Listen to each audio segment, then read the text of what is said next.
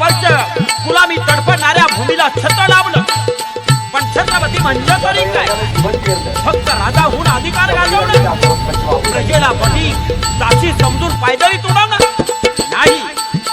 छत्रपती म्हणजे प्रजेच्या डोक्यावर छत्र धरणारा, त्यांचा हक्क आणि अधिकार अबाधित ठेवणारा, आणि हे करायचं काम शिवाने केलेलं आहे. स्वराज्याच्या पूर्वी काय अवस्था होती आपल्या महाराष्ट्राची?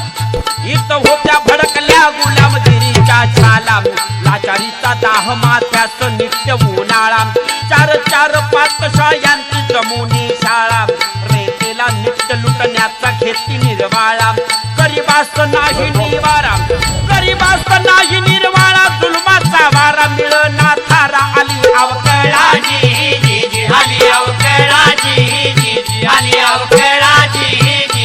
आणि याच्यावर उपाय म्हणून शिवानं काय केलं? तेथेच तळपली शिवरायांची प्रेग, मनोमनी चेतली स्वाभिमानाची आग, टाकले थून पारतंत्र्याचे डाग, महाराष्ट्र भुवनी ठाके उशेची जाग, हे राज्य असे रयते